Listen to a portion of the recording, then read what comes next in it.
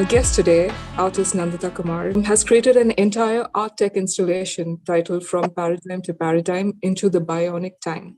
But before we talk about her work, here's more on Nandita. Nandita combines art, environmental science, technology, and community to create such interactive installations in the hope to democratize data and take people towards a sustainable development.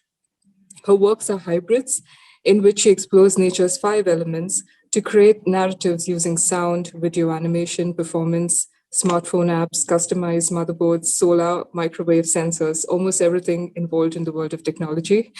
Among her many achievements, Nandita was a finalist in the 23rd Annual Wallace Art Awards 2014 in New Zealand.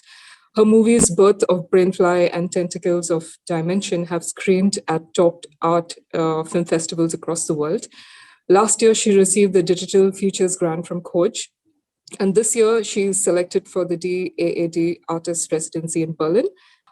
Back to Nandita's art installation. In this particular work, Nandita has collected 91 misinformed facts by public individuals on environment and put them in a coded system where the words were selected, added, subtracted to generate a haiku poem for each such statement. These haikus were displayed on a newspaper setup, constantly on a loop, to show how misinformed facts keep getting thrown our way every day. For instance, one of such facts was back in 2019 when a UP minister tweeted, farmers have always practiced stubble burning. It's a natural system. Repeated criticism of it is unfortunate. Governments should hold yagna to please Lord Indra. He will set things right. This statement in Nandita's artwork, which ultimately became a haiku, read as the following: the criticism, always, with no stem, to system. In the same year, Dr. Mahathir Mohamad, the former Prime Minister of Malaysia, said, the claims linking palm oil to deforestation is baseless, unfair, and unjustified. These claims bring negative impact to Malaysia, which depends highly on the palm oil industry to raise the socio-economic well-being of our people. Now, this became a haiku again in her work, which went like, the economic is highly omic, with no deforestation justified. It's almost like a rap. But anyway, anyway, so Nandita, about this artwork, we're very curious to know your thought process and, how did you ideate and develop this work? If you can take us through. It's also very complex. There are so many layers to it.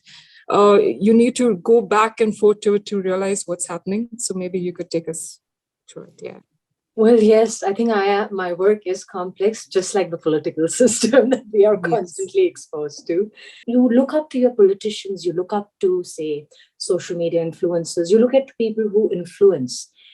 But what I'm noticing more and more over this period of time, that no one really is going in depth and analyzing what actually is the situation or studying it. And they're not using their power of influence into educating people how the environment works. Rather than what I've been noticing is patterns of misnomers, which are coming out and they become like jokes. So it's not being taken seriously. So what I decided was like, I'm going to start just collecting all the, they are funny. They crack me up. And I'm going to collect all these statements from across the planet and see like exactly like what these statements, what's going to happen with these statements. So what I ended up doing was like, I've collected like 91 political statements made either by ministers, government organizations, even private organizations with influence from different parts of the world, so that I can address different misnomers and address different environmental issues, which are part of this. Now, what I did was take all these political statements and put them in a code, and those same words became reflective in terms of haiku poems back to the political statements. And that's what you were actually reading out. And this is going to become a book. And I'm trying to collate that. I've written essays on each political statement. What's the fact? What's the data behind it? Like, what's the response of the scientific community and the news media? to those political statements, because I do know that it's not being supported, why it's scientifically incorrect. So a lot of like these, because the thing is part of environment, we're all part of it. We are not like a single country dealing with environment. Our planet is deeply interconnected. All our small actions affect the environment. We are imprinting, like when they say carbon imprint, it's a constant imprint, whether I'm flying, whether I'm drinking through a plastic bottle, whether there's mining happening and we're not following, the environmental, laws and plans and how the pollution is happening. All these little actions become, whether you're using a mobile phone and just throw it away thoughtlessly, and we're not doing secondary mining or recycling. The thing is, our entire system has to be relooked at. It has to be relooked at. We have to sit down seriously and redesign it.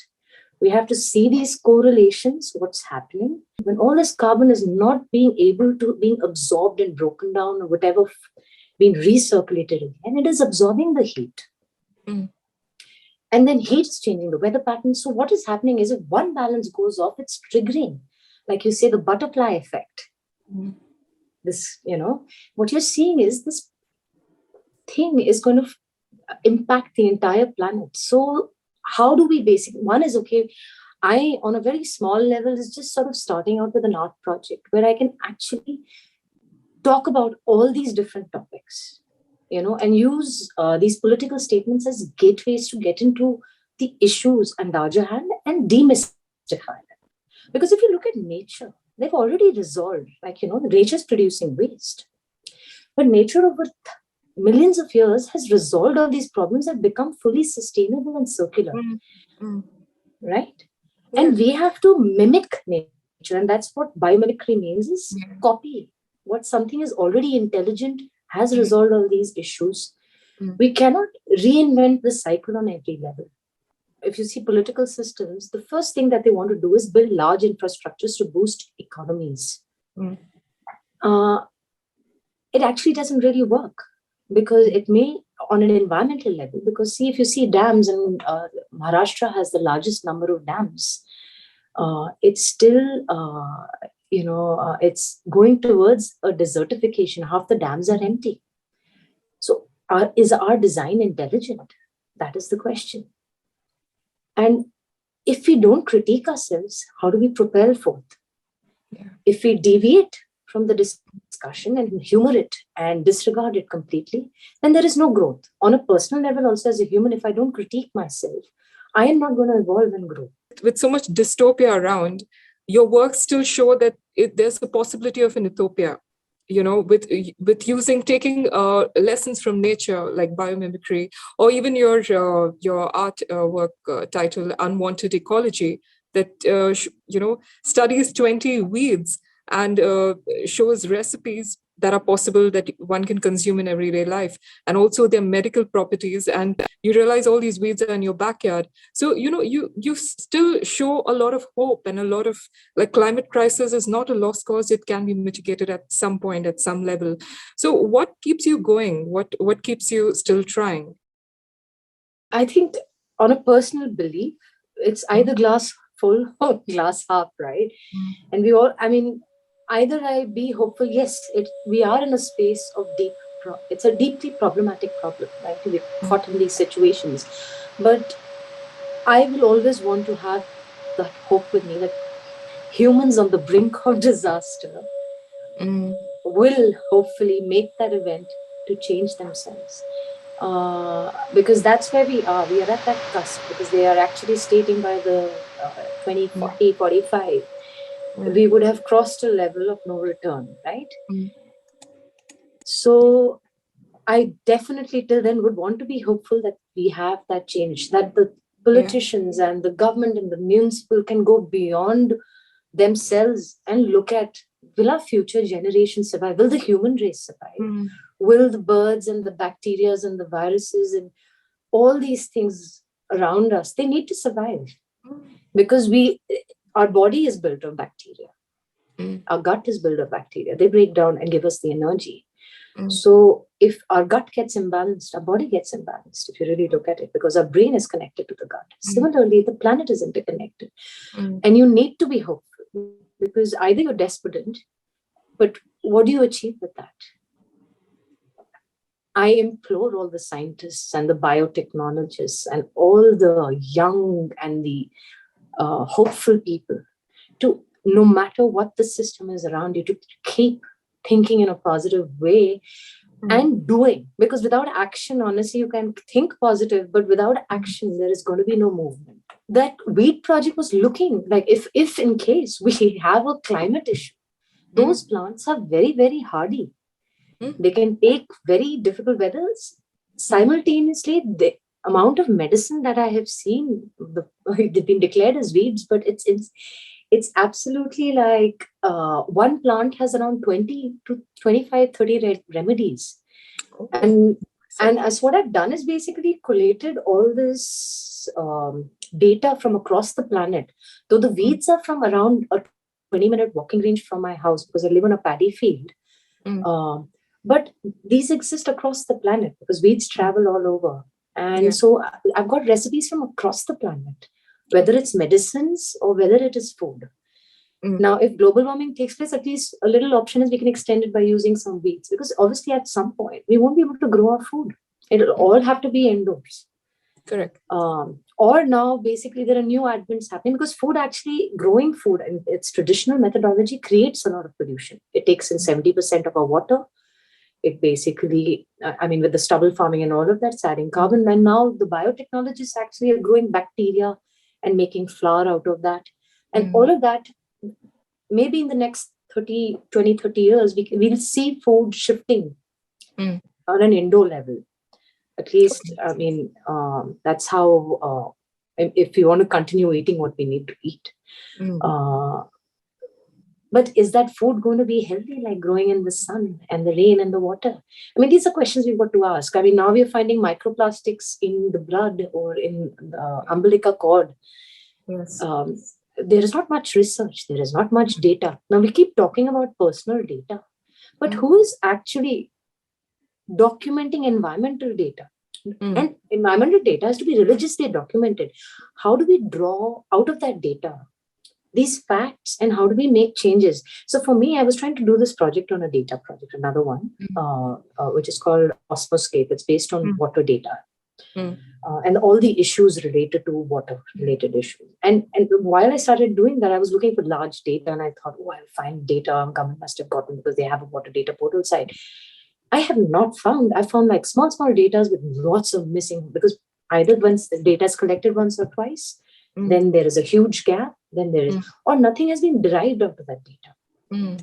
So environmental data and personal data are two different conversations. Okay, so environmental data has to be collected, because how do we make an informed decision? See, even whether you're making any political statements, these should be backed up by data. Correct. But if you're not collecting data, how are you exact? And in India, the data collection is abysmal, absolutely. So how do you make an informed decision, whether as a scientist to do any R&D, whether as, we can only feel the changes. I know how I was as a young kid. And now when I've grown, I can see how the weather is shaping. I know how Delhi heat has changed, definitely. But these changes are intuitive, and then they can be basically, let's say, they're not set like in science. And then they can be taken into any hand and then misinformed and misused again. So what we need is environmental data, proper recording. And though you're seeing small steps being taken in a lot of websites, regular pollution data and Delhi is happening, you are seeing all of that happening.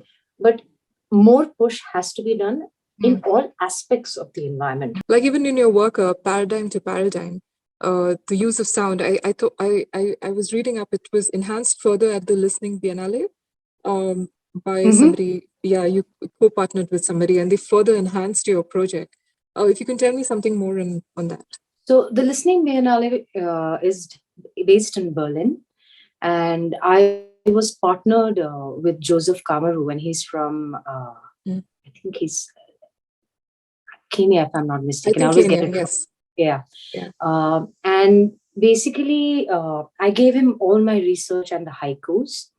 And I also what I did was I gave the haikus to 5 voice artists. And we just explored one element. So what the thing was, okay, you have 91 political statements. How do you divide them?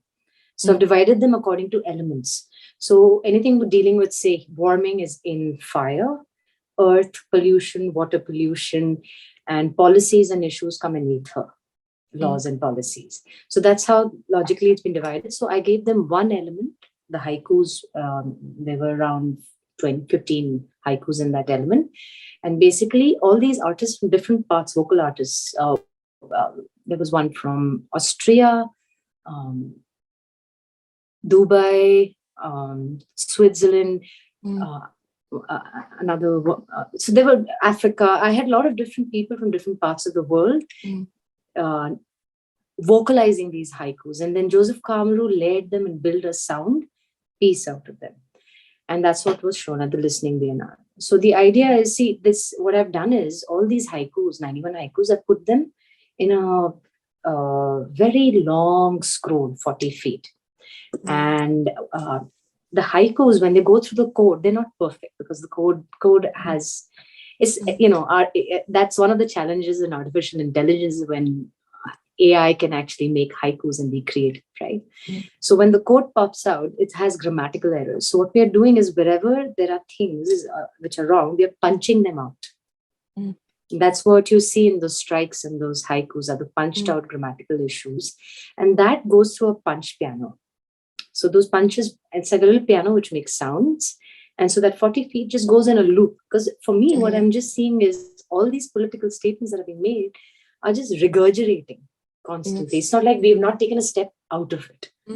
And it's about time we take a step out of it. That's where I am. And so I've used, introspection, fun, humor, comic, all these little feedbacks which you see in the haiku. They have, some of them are serious, some of them are, sort of ranging with different capacities. And now I'm vocalizing all of them. That's what I'm going to be doing at DAD when I go. One of the it's maturing the book further. It's in the process to start editing it. And then I will work with more artists around the planet to make these haikus and make it into vocal pieces, talking about these different issues. Yeah, your work feels like they're in terrarium jars. And also like there's a book involved in most of the work. Then there are sound frequencies. So there is a pattern to your work. And I'm very interested to know that, do you approach each work following this pattern? I am, because there is a logic behind why I'm using multiple ways of re-showing the same idea, right? So whether it's that terrarium and then I have these sound frequencies of the weed plants that I spoke, the logic is basically, I truly believe like people have a larger absorption space through their senses, auditory, visual. And that's where the creative and the cultural people can come in, because the reception for information is more through that process. They can take it in. So, for example, like I say, like I can send a lot, like I can, through using sound, I can use a lot of information to transmit into the audience and the viewers. So for example, in the weed project, what I did was once I collected all these weeds and then we had to assimilate and put that as frequencies. What I did was I dried all those plants, and my long-term collaborator, Kerry Ray Seekins, who's actually based in the US, I illegally sent the weeds via courier to the US, and there she was doing this. She was doing this course where she was learning how to sort of use intuitive methodologies and certain other methodologies of basically how to extrapolate and get their sound frequencies of each organic plant. So see, for wood, dried wood, it's easy to get a frequency, or the glass. It's that breaking point when an opera singer sings and you see that shattering of the glass. That is the point. That is the frequency of that glass. Now, what is the frequency of the organic objects? Because they're complex objects.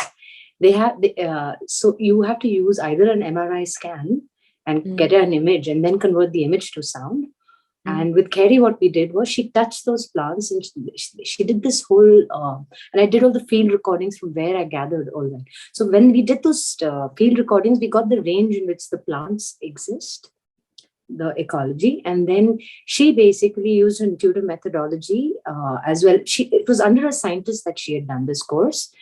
And basically, when in a room full of 20 people, if 20 people would sit and touch an apple, each one would come with the same sound frequency of what that apple is, without talking to each other. So she basically gave me all the sound frequencies. And then all those weed plants were then put into these terrarium. And that terrarium basically works off a solar panel. And there is a humidity sensor. And it changes with the humidity, the sounds of the plants. So it was actually just trying to make all these invisible relations that I spoke about earlier visible through the altering of the sounds. And talking about, also about reducing carbon imprint, you also showed it's possible for an artist to reduce carbon imprint with your work at Hermes. It was your first electronic piece where you used everything that, right from kite paper to bamboo to cotton threads, which, and yet it looked so beautiful, and it was a large piece. Like, I think it took the entire expanse of the shop. So if you could tell me more about it, like as artists, the kind of waste that gets churned out, especially by a multimedia artist, or, we don't take into account these details. There are little household remedies, even like you can use plants to shine the copper. We were using chemicals earlier. So I've stage by stage with research, I've tried to reduce the number of chemicals that I use in my studio. So when I travel, say for an exhibit, I'll go definitely to the hardware store and look for organic chemicals, cleaning chemicals, because currently there are not many in India. So, which I hope, like, it's a great industry if you go into non-toxic chemicals, right? Or which are for washing clothes or things like that on a day-to-day level. So I've been actually, because I am into plants, kokum. Kokum is really great for shining copper. So that's one thing that I've done. And there are other things, because the people I was collaborating, their fingers were getting cut. So I had to look for alternatives, how to do it. So, I mean, they impact body, whether you like it or not. And I have been doing that, like whether large installations, what I've done is like either some of the electronic waste that is produced. What I'm doing is I'm either recycling and using all of that, or I'm buying old stuff which is lying in warehouses and just using them in the artwork. And the copper which is left over, I'm actually collecting it in the hope of, like, one day I will melt it and make another art object out of it. Once I have a decent amount, because there's waste copper also which comes out. So I'm thinking of it in a cyclical loop and maybe using the waste to keep creating. So I was just right now, I flew through Qatar and came from Goa to Turkey. And while I was waiting, because I had a 10-hour layover and I was in the lounge, I sort of started noticing that they had all these, they didn't have paper towels, but they had like these cloth towels. So initially I was excited that they actually had cloth towels, which reduced paper waste, right? And then I realized they were dumping all the paper towels into the dustbin. So I asked the ladies, I said, are you not washing them and reusing them again or recycling them? No, they're being thrown away. So I've actually, sweetly requested Qatar, and they've acknowledged the email, but they have yet to respond formally. But I've requested them to see if somehow they could inculcate recycling, because to produce a towel takes a lot of water, just the production process by itself. And then because the COVID scare, I think there's been also a lot of pollution in terms of masks and say gloves and all of these things, and this towel thing also started because of the COVID scare, right?